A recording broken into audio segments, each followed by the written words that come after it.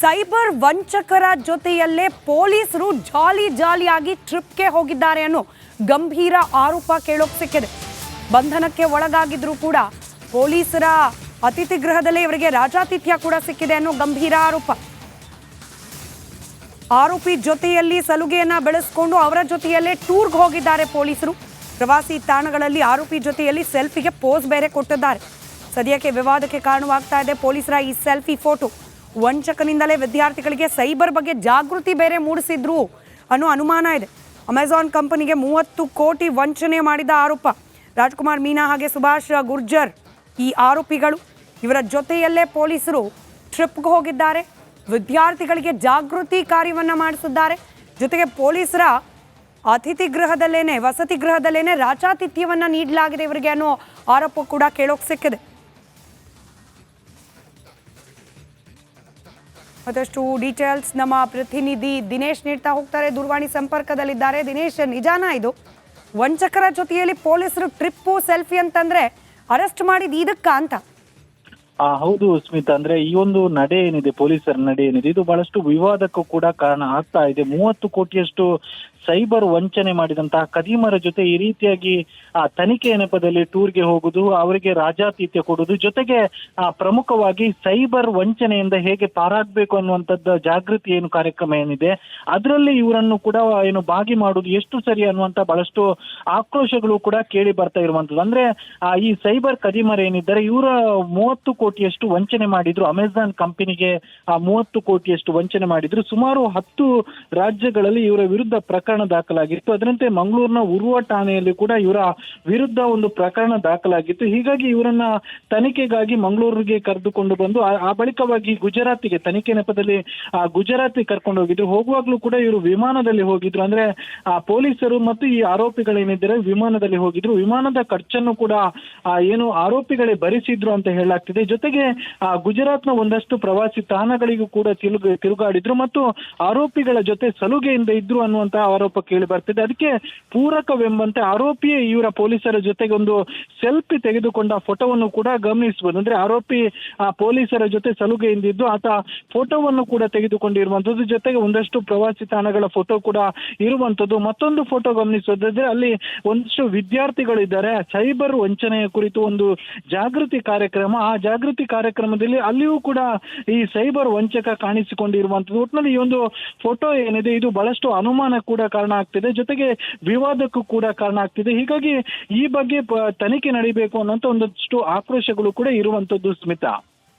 Right, ಧನ್ಯವಾದ ದಿನೇಶ್ ಮಾಹಿತಿಗಾಗಿ.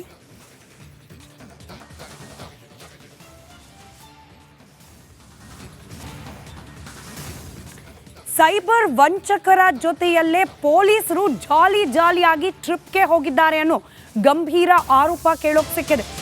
ಬಂಧನಕ್ಕೆ ಒಳಗಾಗಿದ್ರು ಕೂಡ ಪೊಲೀಸರ ಅತಿಥಿ ಗೃಹದಲ್ಲೇ ಇವರಿಗೆ ರಾಜಾತಿಥ್ಯ ಕೂಡ ಸಿಕ್ಕಿದೆ ಅನ್ನೋ ಗಂಭೀರ ಆರೋಪ. ಆರೋಪಿ ಜೊತೆಯಲ್ಲಿ ಸಲುಗೆಯನ್ನ ಬೆಳೆಸಿಕೊಂಡು ಅವರ ಜೊತೆಯಲ್ಲೇ ಟೂರ್ಗೆ ಹೋಗಿದ್ದಾರೆ ಪೊಲೀಸರು. ಪ್ರವಾಸಿ ತಾಣಗಳಲ್ಲಿ ಆರೋಪಿ ಜೊತೆಯಲ್ಲಿ ಸೆಲ್ಫಿಗೆ ಪೋಸ್ ಬೇರೆ ಕೊಟ್ಟಿದ್ದಾರೆ. ಸದ್ಯಕ್ಕೆ ವಿವಾದಕ್ಕೆ ಕಾರಣವಾಗ್ತಾ ಇದೆ ಪೊಲೀಸರ ಈ ಸೆಲ್ಫಿ ಫೋಟೋ. ವಂಚಕನಿಂದಲೇ ವಿದ್ಯಾರ್ಥಿಗಳಿಗೆ ಸೈಬರ್ ಬಗ್ಗೆ ಜಾಗೃತಿ ಬೇರೆ ಮೂಡಿಸಿದ್ರು ಅನ್ನೋ ಅನುಮಾನ ಇದೆ. ಅಮೆಜಾನ್ ಕಂಪನಿಗೆ 30 ಕೋಟಿ ವಂಚನೆ ಮಾಡಿದ ಆರೋಪ. ರಾಜ್ಕುಮಾರ್ ಮೀನಾ ಹಾಗೆ ಸುಭಾಷ್ ಗುರ್ಜರ್ ಈ ಆರೋಪಿಗಳು.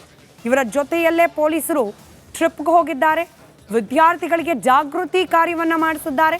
ಜೊತೆಗೆ ಪೊಲೀಸರ ಅತಿಥಿ ಗೃಹದಲ್ಲೇನೆ ವಸತಿ ಗೃಹದಲ್ಲೇನೆ ರಾಜಾತಿಥ್ಯವನ್ನ ನೀಡಲಾಗಿದೆ ಇವರಿಗೆ ಅನ್ನೋ ಆರೋಪ ಕೂಡ ಕೇಳೋಕೆ ಸಿಕ್ಕಿದೆ.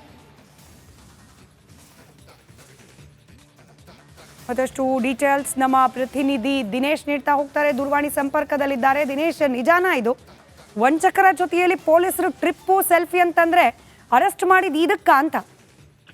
ಹೌದು ಸ್ಮಿತಾ, ಅಂದ್ರೆ ಈ ಒಂದು ನಡೆ ಏನಿದೆ, ಪೊಲೀಸರ ನಡೆ ಏನಿದೆ, ಇದು ಬಹಳಷ್ಟು ವಿವಾದಕ್ಕೂ ಕೂಡ ಕಾರಣ ಆಗ್ತಾ ಇದೆ. 30 ಕೋಟಿಯಷ್ಟು ಸೈಬರ್ ವಂಚನೆ ಮಾಡಿದಂತಹ ಕದೀಮರ ಜೊತೆ ಈ ರೀತಿಯಾಗಿ ತನಿಖೆಯ ನೆಪದಲ್ಲಿ ಟೂರ್ಗೆ ಹೋಗುದು, ಅವರಿಗೆ ರಾಜಾತಿಥ್ಯ ಕೊಡುವುದು, ಜೊತೆಗೆ ಪ್ರಮುಖವಾಗಿ ಸೈಬರ್ ವಂಚನೆಯಿಂದ ಹೇಗೆ ಪಾರಾಗಬೇಕು ಅನ್ನುವಂಥದ್ದು ಜಾಗೃತಿ ಏನು ಕಾರ್ಯಕ್ರಮ ಏನಿದೆ ಅದರಲ್ಲಿ ಇವರನ್ನು ಕೂಡ ಏನು ಭಾಗಿ ಮಾಡುವುದು ಎಷ್ಟು ಸರಿ ಅನ್ನುವಂತ ಬಹಳಷ್ಟು ಆಕ್ರೋಶಗಳು ಕೂಡ ಕೇಳಿ ಬರ್ತಾ ಇರುವಂತದ್ದು. ಅಂದ್ರೆ ಈ ಸೈಬರ್ ಕದೀಮರ ಏನಿದ್ದಾರೆ ಇವರ 30 ಕೋಟಿಯಷ್ಟು ವಂಚನೆ ಮಾಡಿದ್ರು. ಅಮೆಜಾನ್ ಕಂಪನಿಗೆ 30 ಕೋಟಿಯಷ್ಟು ವಂಚನೆ ಮಾಡಿದ್ರು. ಸುಮಾರು 10 ರಾಜ್ಯಗಳಲ್ಲಿ ಇವರ ವಿರುದ್ಧ ಪ್ರಕರಣ ಪ್ರಕರಣ ದಾಖಲಾಗಿತ್ತು. ಅದರಂತೆ ಮಂಗಳೂರಿನ ಉರ್ವ ಠಾಣೆಯಲ್ಲಿ ಕೂಡ ಇವರ ವಿರುದ್ಧ ಒಂದು ಪ್ರಕರಣ ದಾಖಲಾಗಿತ್ತು. ಹೀಗಾಗಿ ಇವರನ್ನ ತನಿಖೆಗಾಗಿ ಮಂಗಳೂರಿಗೆ ಕರೆದುಕೊಂಡು ಬಂದು ಆ ಬಳಿಕವಾಗಿ ಗುಜರಾತಿಗೆ ತನಿಖೆ ನೆಪದಲ್ಲಿ ಗುಜರಾತಿಗೆ ಕರ್ಕೊಂಡು ಹೋಗಿದ್ರು. ಹೋಗುವಾಗ್ಲೂ ಕೂಡ ಇವರು ವಿಮಾನದಲ್ಲಿ ಹೋಗಿದ್ರು. ಅಂದ್ರೆ ಪೊಲೀಸರು ಮತ್ತು ಈ ಆರೋಪಿಗಳೇನಿದ್ದಾರೆ ವಿಮಾನದಲ್ಲಿ ಹೋಗಿದ್ರು. ವಿಮಾನದ ಖರ್ಚನ್ನು ಕೂಡ ಏನು ಆರೋಪಿಗಳೇ ಭರಿಸಿದ್ರು ಅಂತ ಹೇಳಲಾಗ್ತಿದೆ. ಜೊತೆಗೆ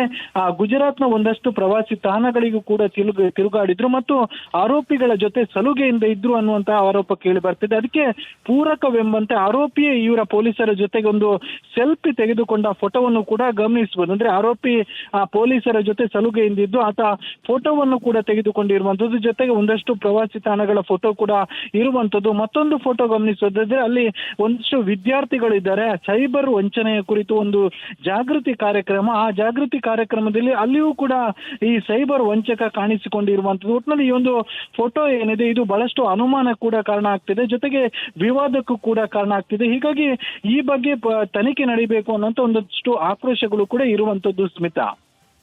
ರೈಟ್, ಧನ್ಯವಾದ ದಿನೇಶ್ ಮಾಹಿತಿಗಾಗಿ.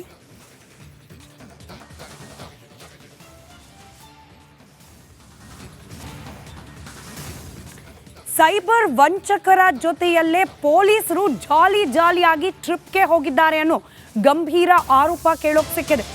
ಬಂಧನಕ್ಕೆ ಒಳಗಾಗಿದ್ರು ಕೂಡ ಪೊಲೀಸರ ಅತಿಥಿ ಗೃಹದಲ್ಲೇ ಇವರಿಗೆ ರಾಜಾತಿಥ್ಯ ಕೂಡ ಸಿಕ್ಕಿದೆ ಅನ್ನೋ ಗಂಭೀರ ಆರೋಪ.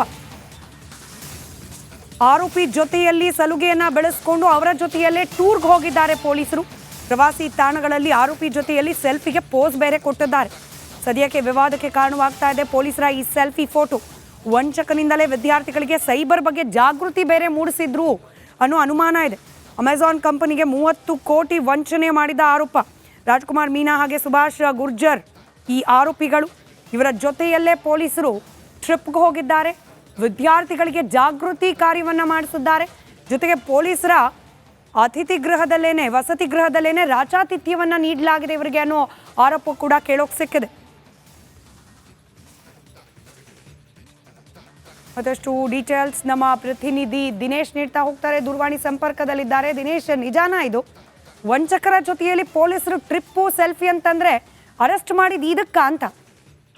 ಹೌದು ಸ್ಮಿತಾ, ಅಂದ್ರೆ ಈ ಒಂದು ನಡೆ ಏನಿದೆ, ಪೊಲೀಸರ ನಡೆ ಏನಿದೆ ಇದು ಬಹಳಷ್ಟು ವಿವಾದಕ್ಕೂ ಕೂಡ ಕಾರಣ ಆಗ್ತಾ ಇದೆ. 30 ಕೋಟಿಯಷ್ಟು ಸೈಬರ್ ವಂಚನೆ ಮಾಡಿದಂತಹ ಕದೀಮರ ಜೊತೆ ಈ ರೀತಿಯಾಗಿ ತನಿಖೆಯ ನೆಪದಲ್ಲಿ ಟೂರ್ಗೆ ಹೋಗುದು, ಅವರಿಗೆ ರಾಜಾತಿಥ್ಯ ಕೊಡುವುದು, ಜೊತೆಗೆ ಪ್ರಮುಖವಾಗಿ ಸೈಬರ್ ವಂಚನೆಯಿಂದ ಹೇಗೆ ಪಾರಾಗಬೇಕು ಅನ್ನುವಂಥದ್ದು ಜಾಗೃತಿ ಏನು ಕಾರ್ಯಕ್ರಮ ಏನಿದೆ ಅದರಲ್ಲಿ ಇವರನ್ನು ಕೂಡ ಏನು ಭಾಗಿ ಮಾಡುವುದು ಎಷ್ಟು ಸರಿ ಅನ್ನುವಂತ ಬಹಳಷ್ಟು ಆಕ್ರೋಶಗಳು ಕೂಡ ಕೇಳಿ ಬರ್ತಾ ಇರುವಂತದ್ದು. ಅಂದ್ರೆ ಈ ಸೈಬರ್ ಕದೀಮರ್ ಏನಿದ್ದಾರೆ ಇವರ 30 ಕೋಟಿಯಷ್ಟು ವಂಚನೆ ಮಾಡಿದ್ರು. ಅಮೆಜಾನ್ ಕಂಪನಿಗೆ 30 ಕೋಟಿಯಷ್ಟು ವಂಚನೆ ಮಾಡಿದ್ರು. ಸುಮಾರು 10